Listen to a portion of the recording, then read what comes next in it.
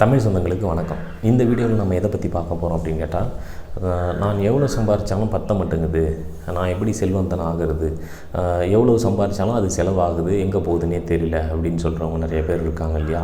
அப்போது அந்த மாதிரி இருக்கிறவங்க எப்படி செல்வந்தன் ஆகலாம்? ஜோதிட ரீதியாக அல்லது ஜாதகத்தில் அந்த மாதிரியான விஷயங்கள் தெரிஞ்சிக்க முடியுமா? அப்படி தெரிஞ்சுக்கிட்டு அதை எப்படி நமக்கு சாதகமாக பயன்படுத்திக்கிறது அப்படிங்கிற சில விளக்கங்களை தான் இந்த வீடியோவில் நம்ம பார்க்க போகிறோம். இப்போது இந்த விஷயங்கள் நீங்கள் எவ்வளோ ஏழ்மையாக பிறக்கட்டும், எவ்வளோ கஷ்டமான விஷயங்களில் நீங்கள் பிறந்து வளர்ந்து அந்த சூழலில் இருந்தாலும் உங்களுக்கு 2, 4, 10, 11ஆம் அதிபதியினுடைய தசை நடப்பில் இருக்கா? குறிப்பாக ஒரு 20 வயசுலேருந்து 40 வயசுக்குள்ளே இருக்கா? ஏன்னா அந்த நேரத்தில் தான் உடம்பும் மனமும் ஒரே நேர்கோட்டில் செயல்பட வைக்கிறதுக்கு சரியான காலகட்டம். ஏன்னா 20 வயசுலேருந்து 40 வயசில் உடம்புலையும் தெம்பு இருக்கும், ஃபிசிக்கலாக ஸ்ட்ரென்த் இருக்கும். அதே நேரத்தில் நம்ம ஏதாவது ஒரு விஷயத்தை டார்கெட் வச்சு அச்சீவ் பண்ணணும்னு நினச்சாலும் மைண்டை ஃபோக்கஸ் பண்ண முடியும். அப்படி இந்த குறிப்பிட்ட காலத்தில் 2, 4, 10, 11ஆம் அதிபதி தசை வரணும். அப்படி இல்லை அப்படின்னு சொன்னால் இந்த 2, 4, 10, 11ஆம் அதிபதி ஏதேனும் ஒரு கிரகத்தினுடைய சேர்க்கை பெற்றிருக்கு அப்படின்னு வச்சுக்கிட்டாலும் அந்த அதிபதியினுடைய தசை நடக்கணும். இப்போ 2, 4, 10, 11ஆம் அதிபதி தசையோ அல்லது இந்த அதிபதி ஏதாவது ஒரு கிரகத்தினுடைய சேர்க்கை பெற்றிருக்கு, அந்த கிரகத்தினுடைய தசை நடக்குது அப்படின்னு வச்சுக்கலாம்.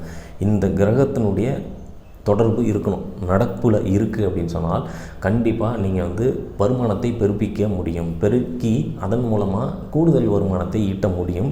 அதன் மூலமாக நமக்கு எவ்வளவு செலவு போனாலும் அதை தாண்டி சம்பாதிக்கக்கூடிய திறமை தானாகவே நமக்கு வந்துடும். அந்த சாதகமான சூழல் நிலவும். ஏன் அப்படின்னு சொன்னால் சந்திரனை வைத்து தான் நம்ம மகாதசை எடுக்கிறோம். அப்போது நம்மளுடைய எண்ண ஓட்டங்கள்லாம் அதுக்கு சம்மந்தமாக நமக்கு தூண்டும், ஃபோக்கஸ் பண்ணும். நம்ம பெரிய ஆளாக சம்பாதிக்கணும், பெரிய ஆளாக வரணும் அப்படின்னு சொல்லிட்டு. அப்போ அதை வச்சு தான் நான் இப்போ இந்த கோணத்தில் இந்த பலன்களை நான் உங்களுக்கு பொது பலன்களாக சொல்கிறேன். அப்படி இந்த 2, 4, 10, 11ஆம் அதிபதி உங்களுக்கு தசை நடத்தினாலோ அல்லது அது கூட சேர்ந்துருக்கக்கூடிய வேறு ஏதாவது ஒரு கிரகம் தசை நடத்தினாலோ உங்களுக்கு சாதகமான விஷயங்கள் அப்படின்னு சொல்லிட்டான். அதாவது பொருளாதாரத்தை மேம்படுத்துறதுக்கு எவ்வளவு சம்பாதிச்சாலும் பத்தலைன்னு சொல்கிறவங்களுக்கு இந்த கிரகத்தினுடைய தசைகள் நடந்ததுன்னா உங்களுக்கு ஒரு பாசிட்டிவான விஷயம், நல்லது நடக்கக்கூடிய விஷயம். எந்த மாதிரியான தொழில் பண்ணலாம் அப்படின்னு சொன்னால் அதற்கு நம்ம என்ன படிப்பு படிச்சிருக்கிறோம், நமக்கு எந்த மாதிரியான விஷயத்துலேருந்து வருமானம் வரும் அப்படிங்கிறது இந்த நான் 2, 4ஆவது இடத்தை வச்சு நான் சொல்லுவேன்.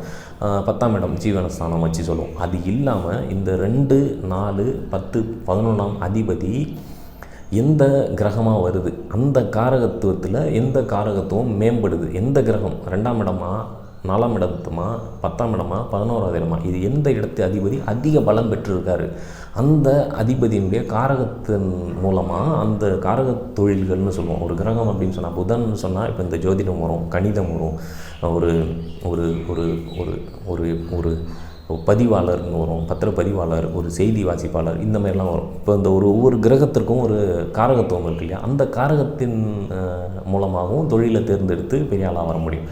இப்படி ஒவ்வொரு விஷயத்திலையும் எப்படி புது புது கண்டுபிடிப்புகள் வருதோ அதே போல் தான் ஜோதிடத்தில் ஒன்றும் புது கண்டுபிடிப்புகள் இல்லை.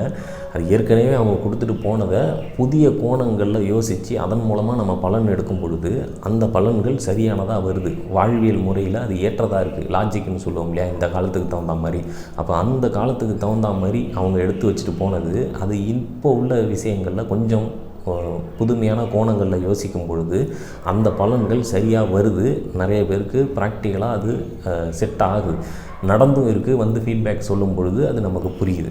அப்போ அதை தான் நான் உங்களுக்கு மற்றவர்களுக்கும் அது உபயோகமானதாக இருக்கும் அப்படின்னு சொல்லி நான் பகிர்றேன். அப்போது இந்த விஷயங்கள் உங்களுக்கு எவ்வளோ சம்பாதிச்சாலும் போதாது அப்படின்னு நினைக்கிறவங்களுக்கு இந்த கிரகத்தினுடைய தசாபுக்திகள் நடக்குது அப்படின்னு சொன்னால் கண்டிப்பாக அதை மாற்றுக்கிறதே கிடையாது. உங்களுக்கு ஒரு பெரிய முன்னேற்றம் காத்திருக்கு. இதுபோல் சில விஷயங்கள் உங்கள் ஜாதகத்தில்னு சொல்லி தனிப்பட்ட முறையில் ஒரு விஷயங்கள் ஒரு தனித்துவத்தோடு இருக்கும். அதை உங்கள் ஜாதகத்தில் எடுத்து பார்க்கும் பொழுது தான் சில விஷயங்கள் கூடுதலாக புரியும். எப்படி மீண்டு வர முடியும் அப்படின்னு உங்களுக்கு ஒரு புரிதலை ஏற்படுத்த முடியும். நான் முன்னாடி சொன்னது தான், ஒவ்வொரு பூட்டு தயாரிக்கும் பொழுது அதற்கு சேர்த்து சாவியை தயாரிக்கிறாங்க. அதே போல் தான் ஒவ்வொரு பிரச்சனைகளுக்கும் ஒவ்வொரு சிக்கல்களுக்கும் அதனுடைய தீர்வும் சேர்ந்தே தான் வரும். நம்ம தான் அதை தேர்ந்தெடுக்கிறதுக்கு காலதாமதப்படுத்துகிறோம் அல்லது தவற விடுறோம் அப்படிங்கிற மாதிரி நான் சொல்லுவேன். காலத்தின் மேலேயோ அல்லது ஜோதிடத்தின் மேலேயோ அல்லது இன்னொருத்தவங்க மேலேயோ பழி போடுவது அப்படிங்கிறது அது ஒரு நேர்மையானது அல்ல. இந்த ஜோதிட விளக்கங்கள் உங்களுக்கு ஒரு ஜோதிட புரிதல்களை ஏற்படுத்தியிருக்கும்னு சொல்லி நான் நம்புகிறேன். மீண்டும் இன்னொரு வீடியோவில் இன்னொரு நல்ல தலைப்பில் உங்களை சந்திக்கிறேன். நன்றி.